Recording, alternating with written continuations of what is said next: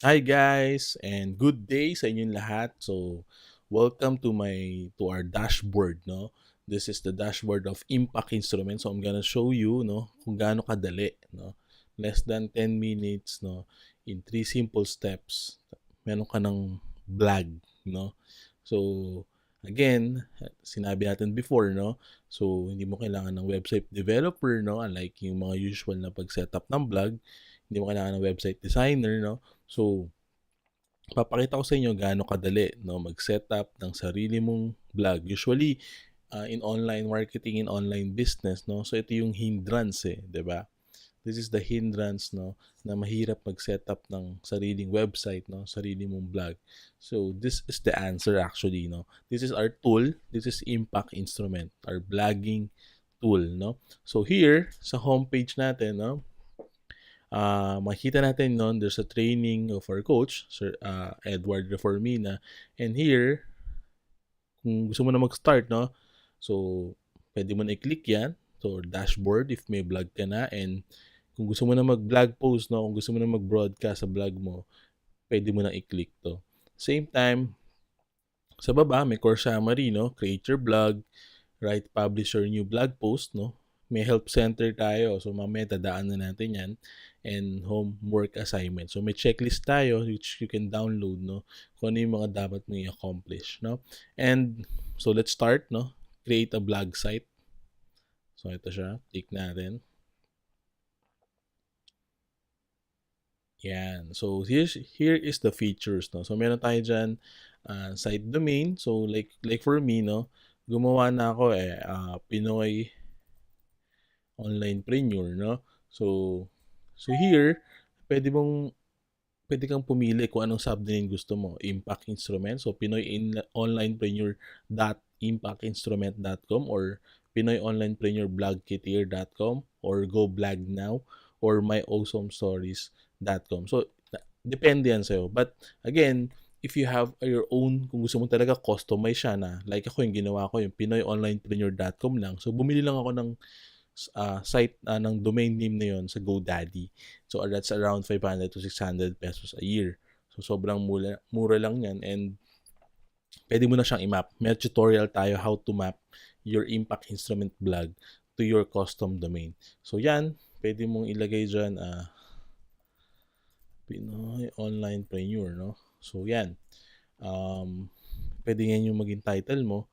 Yan. So pag-create ng site mo, so magbubuo na siya, ganun kadali yan. And then, so lalabas na yung, so pupunta ka sa dashboard. So yan, pupunta ka ron sa dashboard and ito na siya. Ito na yung site mo. So pupunta ka lang doon. Ito yung analytics, no? Meron tayong quick setup guide kung gusto mo talagang mag-guide ka. So meron dyan. Yan. So kung gusto mo ma-personalize yung themes mo, yan. So install ka lang. You don't need the website designer actually. So install mo lang. May mga ready-made template na ron, no? So meron tayo dito yung mga guide, no? How to embed videos to your blog post, no? How to set up your blog as main page. So meron tayong mga tutorials dyan. How to import your existing content. So if you have existing blog, no, sa WordPress, so pwede mo siyang i-import, no? Kasi nga mas mura tong Impact Instrument, no, compared sa hosting, compared sa binabayaran mo na domain, no? So mas mura siya. Lalo na if you were gonna start, no, magbabayad ka pa sa mga web designer, website developer, no? So mas mura talaga siya. So import mo lang if you have existing one. So again, ito, how to map your GoDaddy custom domain. So if you have existing domain name, no, pwede mo siyang i-map, no, para mawala yung subdomain na Impact Instrument or Awesome Stories, no. So meron din tayo tutorial how to publish your first blog post. So if you want to, meron tayo na yan. And then meron din tayo to how to add your menus and how to customize, no, your team. Kung gusto, yung may mga built-in teams, no, mamaya papakita natin yan. So here, ito yung dashboard mo. So yun yung quick setup guide. So meron din tayong help center. Yan, getting started. So, parang ganun din siya. How to add menus, how to blog post, pre-sale question, FAQs. Yan. So, how to import. So, yun yung mga common, frequently asked questions, no? So, nandyan lahat. So, pwede ka mag-search dito if you have inquiries, no? So, yan yung, tapos meron tayong tutorials din, no? So, pwede mo rin gamitin yung mga video tutorials natin, dashboard. So, ang dami. So, hindi mo na kailangan talaga na, kumbaga nandito na lahat ng hinahanap mo. 'Di ba? So, change theme, media library, adding media. So, nandiyan na lahat, no? Sa tutorials. Community. Yan. So, ito ang maganda dito. One of the features ng Impact Instrument as we have this community. No? Doon mo makikita, no?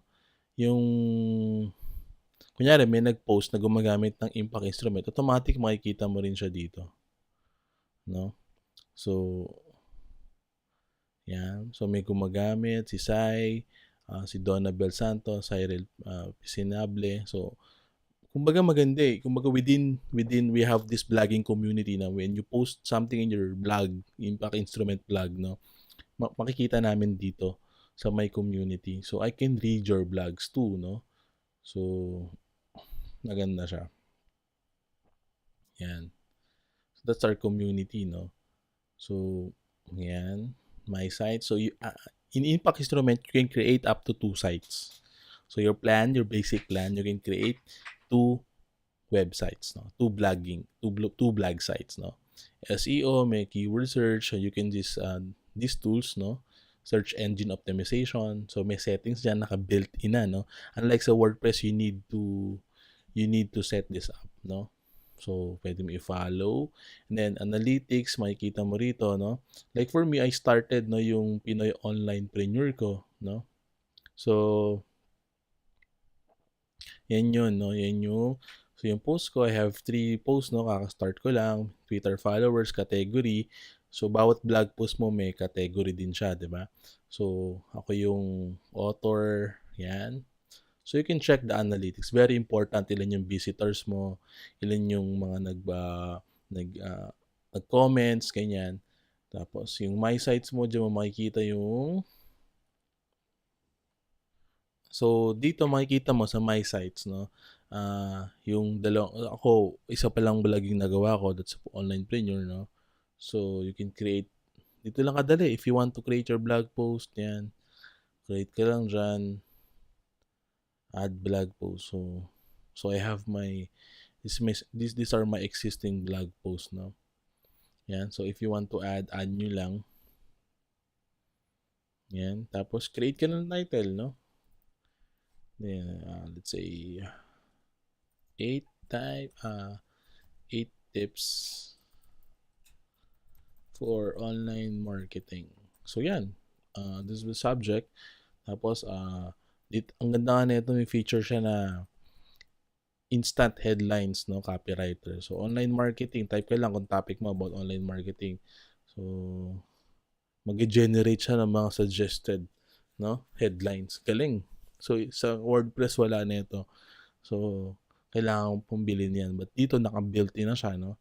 So, add media if you want to add a picture sa post mo. So, pwede yan. Yan. Tapos yan, sulat ka na. So, yan ang vlog mo. Tapos, pag categories, tapos publish mo na, no? So, yan. Ganun na kadali. Pag-publish mo siya, makikita mo na, no, sample, ito yung blog post ko, no? Yan. So, draft pala siya. Ito dapat. Yan. So, this is the final one. This is an example na blog post. Yan. View post natin para makita natin siya in actual. Yan. So, ito yung actual na makikita ng mga readers mo. So, meron lang siyang built-in share. So, 26 na yung nag-share, no? So, Yan. Yan yung blog ko. Yan. So, yan. Nandiyan na siya. So, pwede mag-comment dyan. So, ganun lang kadali. Ganun lang kadali. Add ka lang ng blog. No? Yan. Tapos, sa pages naman, this are your parang mga pages sa blog mo, no? So, ito parang ito yung mga menu, no? So, let's say, view natin siya. Makikita nyo naman dito. So, I have Meet Laurent, my free ebooks, no? Yan yung mga pages ko. So, makikita mo siya dito sa taas, no? Meet Laurent, my free ebooks, no? Ito, mga categories kasi ito ng blog ko. So, let's say, this is Meet Laurent. This is the Meet Laurent page. So, my free ebooks. Yun yung page ko ng my free ebooks, no? So, yun yung mga ebooks na pinamimigay ko. And then, pag click mo yung webinars, these are categories ng blog post ko. So, pag click mo yan, lahat ng webinar na tinag ko na, yung mga blog post ko na tinag na webinars, maglalabas siya dyan. No? So, ganun lang kadali. Thrive Leads, no? If you purchase this outside impact instrument, that will cost you around 20,000 a year. So, ito, naka-built-in na siya. So, you can use this for free. This is very, very powerful. This is one of my favorite part ng impact instrument, no? The Thrive Leads. So, ano siya? It's a opt-in page, no? Parang it's an opt-in tool. The ribbon form type appears at the top or bottom of the screen and remains visible as the user scrolls down through the content. Yan. So, ito yung mga tool, no, na pwede mo makuha yung email nila. Lightbox form type is an overlay, sometimes also called a modal or wrongly called a pop-up, which overlays your content and is very attention-grabbing. It can be triggered when the visitor scrolls to a certain point of the page, or on mouse exit, or when they reach the bottom of the page, or in many different ways. But what it always has in common is it opens an overlay like this on top of your content, which can be closed like this. So maraming tools na pwede mo silang makuhanan ng leads, no? The widget opt-in form can be added to any widget area in your WordPress site, typically a sidebar widget like this. To make a widget appear on your site, on the one hand... So, this is a widget, no? Pakita ko yung example. Ito yung Thrive Lead, no? This is a widget, no? So, yan, enter ka ng name mo, yan. So, ito, no? Makukuha mo na yung email nila. This is Thrive Lead. So, itong Thrive Leads na, no, you can choose, no, whatever opt-in. May post footer, may slide in content. So, may mga samples yan. No? Very, very powerful, no? Yan. So, pwede mong contact naman if you want to be contact sa form. So, lagay mo lang siya dyan. Yan, may contact form tayo dito. So, if you want na makontak ka, no? Yan, pwede mo rin siya. Built-in na rin siya. So, personalize, ito, sa Teams, no? If you want Teams, napakadaling i-set up. So, punta ka lang, tapos mamili ka. So, it's very, very powerful.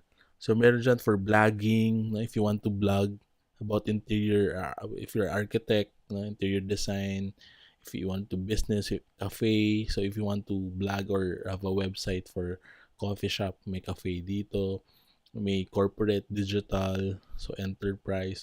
So you can choose any theme, no? Pag sa labas, bibilin mo to, no?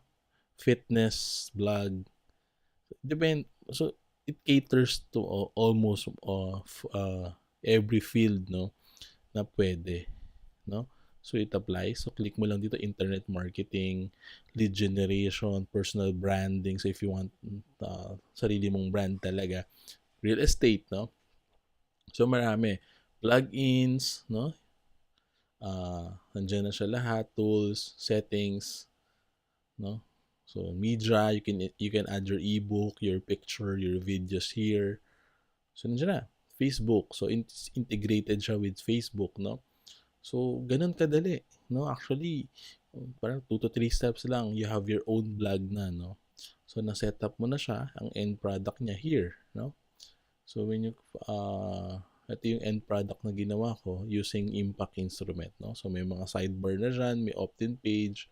So, may mga blog na ako dito. Yan. So, this is one of my blog posts using yan. So, napakadali. No? So, hindi mo kailangan maging techie to set up your own blog. So, it's very important, no? To have, diniscuss natin na it's very important to have your own website, maging visible yung business mo. It's either physical or not. Especially online business ka. So, kailangan meron kang sarili mong website to do this, no? And it's very powerful. So, going back to my account. So, meron tayo dito. So, pag nag-create ka na, again, no, pwede kang mamili ng mga teams, no? So, yung mga teams, nandito siya lahat, no? Sobrang dami. Laging corporate. Yan. So, sobrang dami ng teams na pwede mong pagpilian. Features niya, so we have very easy, mobile-friendly siya, no? So, 3 simple steps to get started. Drag and drop lang siya. You can blog right from your mobile device, no? Best support and updates. So, very important. So, yan. So, this is Impact Instrument, no? So, if you have any questions, just message me or email me, no? So, ganun kadali, no? Hindi na. Kasi usually, ang daming gustong mag-vlog, gustong magkaroon ng website for their businesses, gustong magkaroon ng e-commerce, no? Na yung mga nagbebenta, meron ng sariling website. Ganito na, ito na yung solusyon, no? This is Impact Instrument. So, if you want to know more, no, sabihin nyo lang sa akin. Again, thank you, and good day.